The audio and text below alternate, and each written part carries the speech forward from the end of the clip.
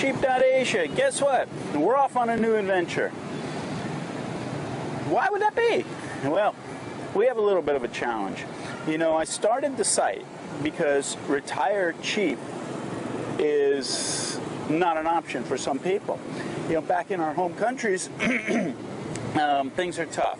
We all know that, right? And for some people that have hit retirement age, you know, they've lost their assets in their homes, whatever. They might even lost their investments. They've depreciated. So they don't have an option. You know, they're getting their Social Security check. And if they take it early, they take a penalty in the United States. And if they hold on to it, then it's like they're old. And it's, by the time they get their money, it's like they can't even use it. So what are their options? I needed to create some options for people. Now, one of those was Thailand. I've done a lot of videos about Thailand. You know that. Probably if you're watching this, you're a fan of the channel. Some people get really confused and think that this is like a travel log or something, you know, that I'm out at being a tour guide, and that's not it at all. This is about options. People need options to be able to live these days. And so Southeast Asia is one of them. And Thailand is just one of those countries. There's a lot of great countries. You know, Southeast Asian people are great people. And so I want to give you another option. So where am I going? Cambodia. We're going to Cambodia. So fasten your seatbelts and come along for the ride. Now, there's some options if you want to go. You can go overland, and if you go overland, you can take a public transportation or a tour van or something like that, and go from Thailand into Cambodia. That's not a problem. The problem comes, you need a visa to get into Cambodia. And you can get an e-visa online, and it's not that difficult. But they don't accept the e-visa that you can do online at every crossover. Some of the land crossings, it's not an option. They won't take it. And then it's a problem, you know. It's one of these things, you know.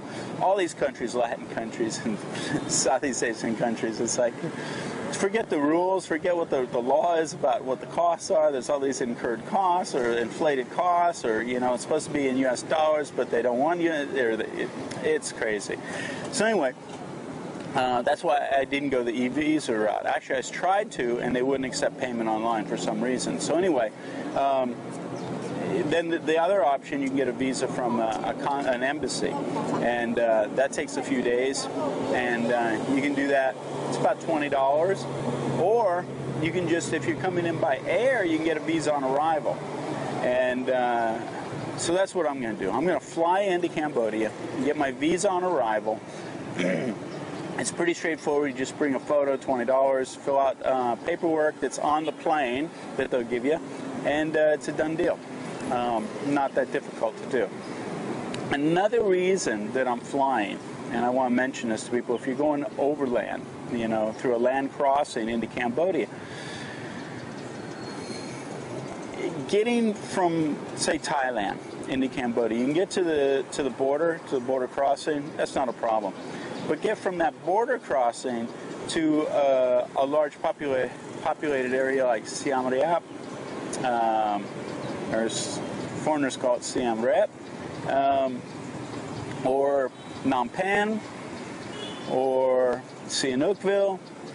These are where the challenges come in because of the conditions of the road. There's been improvements in the country. I know that. I haven't been there for a long time, but I know there's been a lot of improvements people have told me. So I didn't want to have to go through this treacherous drive.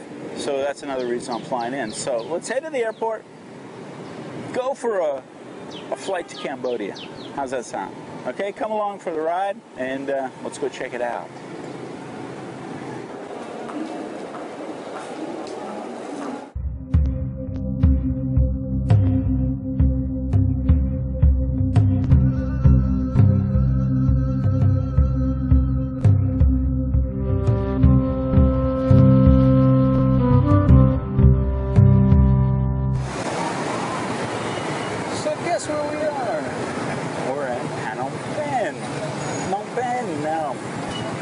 I got a suggestion for you.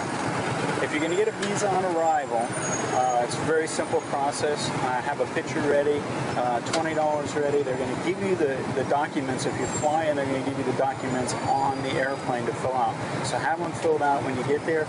Another thing, when you book your flight, try and get a seat as close to the front of the airplane as you can, so you're like one of the first ones in line to get your visa. So this will help speed things up a lot, and there won't be a big time lag. Another thing, and it's $20, it's really quick. Now you get your visa. Another thing you can get as soon as you arrive, if you come with a smartphone or whatever, get your SIM card right at the airport. It costs a whole $1. Unbelievable, huh? And they got 3G connection as well. I'll fill you in on the details later. But we're headed to the guest house now. I'm taking the tuk-tuk as opposed to a taxi. For your Category 1 rippers, that's only going to cost you about $7. So there you go. I can tell you already things are more organized than the last time I was here. So I'm looking forward to this trip. I think it's going to be surprisingly different than the last time I was here, and more livable. But we'll see. We'll check it out. Let me go check into my guest house. But so far, so good. So, hey, JC out.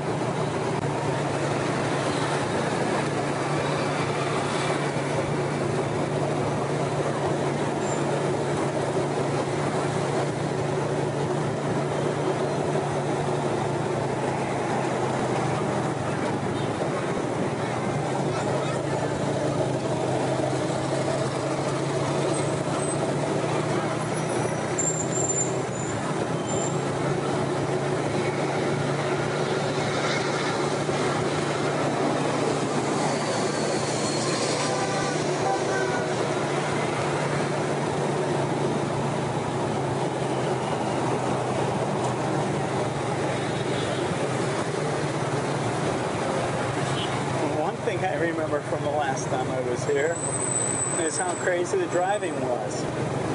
I remember the driving in Phnom Penh made Thailand's driving look sane, because it's worse than suggest. Oh, these two guys just ran into each other right in the middle of the road, the two motorbikes. Yeah, if you think you need nerves of steel to drive in Thailand, you should try it over here. But hey, I'm game. And another thing is, if you get a Thai driver's license, your driver's license is good for driving in Cambodia as well. So there you go, little tip for you. So I'll report back to you after I'm checked in. Well, we're not at the guest house yet, but there's a couple things I want to comment on even before we get there. All right, so things I want to comment on. My $7 tuk-tuk ride has been an adventure.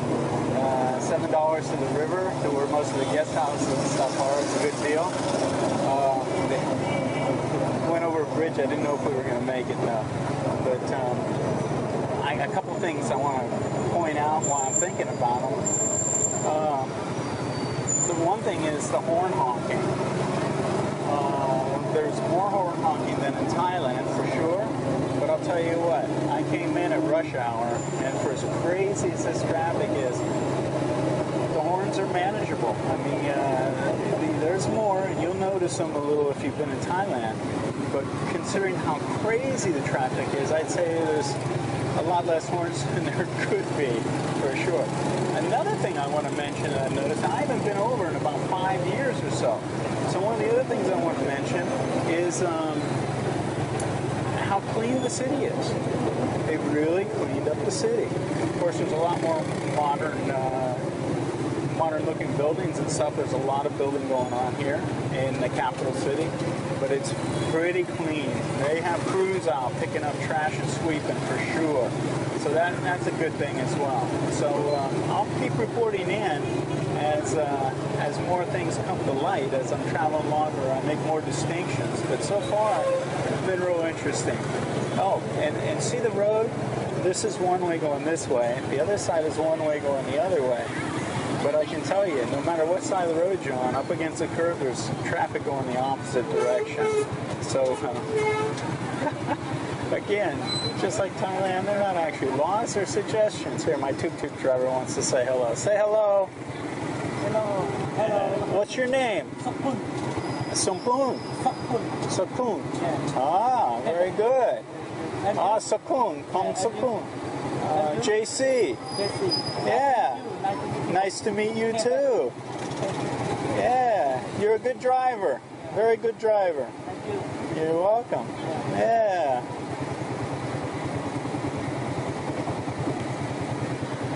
Another thing, while I'm thinking about it, because Sakun just reminded me about this, and I've noticed this already being here, and I haven't been here that long. I mentioned this when I was in Koh Chang doing videos about the Cambodian workers over there. Just people I've had contact with so far.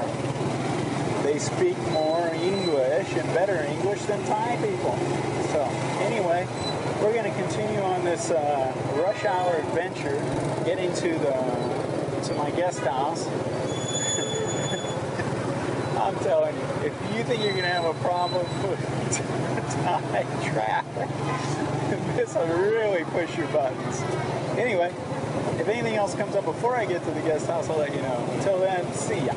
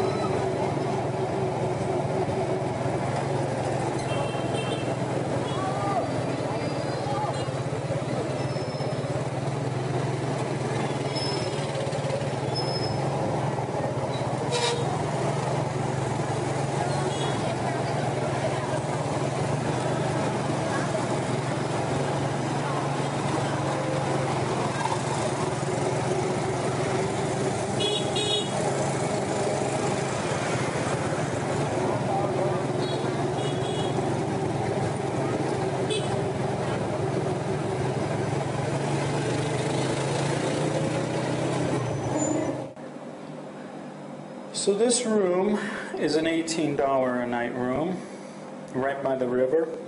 I didn't know it was going to be so close to the section of the town with all the bars, but they're right across the street. The first room I got was much smaller than this and right on the road with the street with the bars. So I asked for another room, which is up on the 3rd floor. Told them I could use the extra exercise, and this is what they gave me. So it's got a TV, a little room unit air conditioner. We'll see how well that cools. Thailand doesn't have these little room units. We actually got split systems with a compressor outside and the air handler inside. Decent sized bed. One of the things I liked about this place when I booked it online, and I did book it online, was they say every room has a bathtub. You never see these in Thailand. So this will be fun to actually have a bathtub for a while, a few days anyway, and then free Wi-Fi.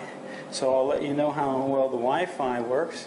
And from this one, we actually have a small view of the river. A sliver. I can see a sliver of the river. Anyway, that's the scoop for right now.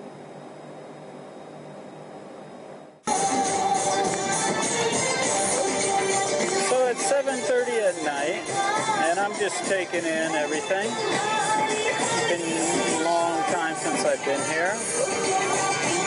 One thing that's a lot different than Thailand is the amount of touts as you walk down the street, especially in these tourist areas along the river. But it's not as bad as it used to be, I gotta say that. But anyway, 7:30, along the river we've got aerobics happening here. Sort of cool. And now this is a weekday. But what's interesting, this is really cool because now I remember that the river area along the boardwalk here is a real happening place at night for everybody to come out.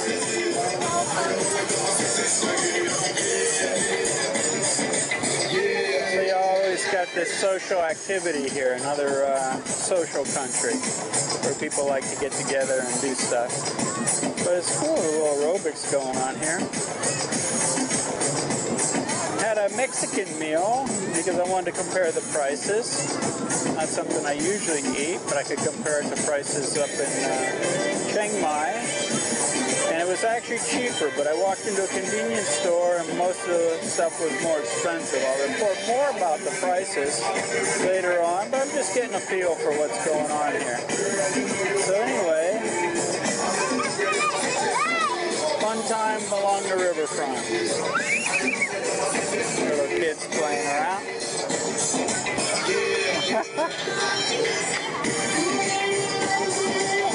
Hello.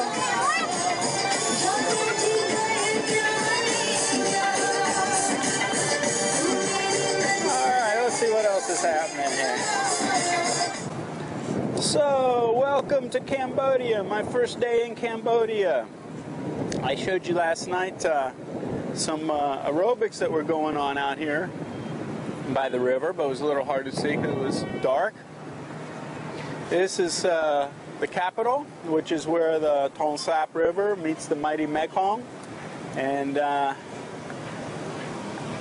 it's great to be back in Cambodia, actually. And why do I like Cambodia? It reminds me of Thailand. When I first started coming over, there was a certain edginess about it, which don't ask me why, but I like it. More of an adventure, more those connections have to be made, you know, of taking care of yourself and finding, you know, being aware of your surroundings. More that survival instinct, I guess it is. Had a morning breakfast, great morning breakfast buffet, which cost me a whole 60, 80 baht, something like that, $2.75. Now, everything in Cambodia is going to be in U.S. dollars. The only time you get their local currency is if you're breaking a $1, like they give you change or something like that. So, yeah, back in Cambodia. Now, we got to figure out now, even a Category 1 budget could afford the breakfast like that, and that was good. It actually was a lot of food. The breakfast buffet included fried tomatoes, scrambled eggs, good bread, fresh coffee, and it was a deal. It's on the corner of 118th and the river, so if you're looking for a good breakfast, that's where to get it. I think it was called Mekong River Restaurant. And so we're off to look for motorbikes. Now, the things we got to do, I've told you this before when I went to Nakhon Sawan. When you get into town, make sure you get a card for where you stay so you can always make it back, a business card. And then start exploring. Get a map, get the layout of the land, the lay of the land, so you know in which direction you're traveling. And we need transportation. We want to look for cheaper housing. I got this room for 3 nights. It's actually a pretty good deal, $18 a night. It's got free Wi-Fi. But we need to get some transportation, get around town, and see what else the town has to offer and see how expensive things are. Okay? Later. JC out for now. So here's an example of an apartment right off the bat. Now you're right on the river, overlooking the river. High tourist area, so you got all your foreign foods and stuff you want.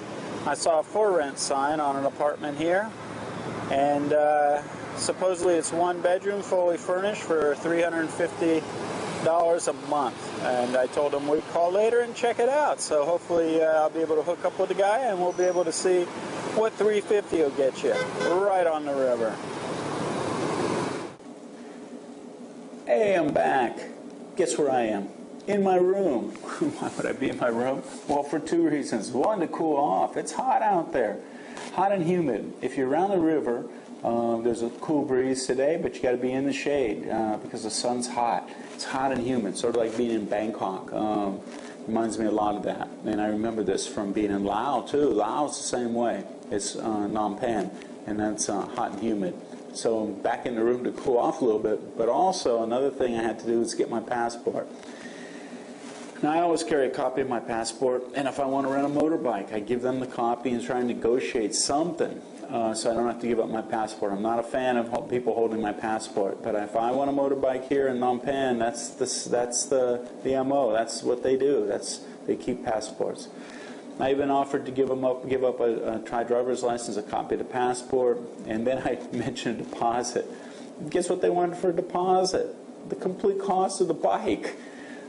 Like $850 US. That's a deposit. I said, no way. So I got to give up my deposit if I want the bike, but I do want the bike because there's a lot of things to see and do. I got to find a lot of stuff for you all, and it's going to take a bike to do that. It's just way too hot to walk for sure, and it's spread out too much to be doing it all by walking. So anyway, giving up my passport, but I've cooled off in the room.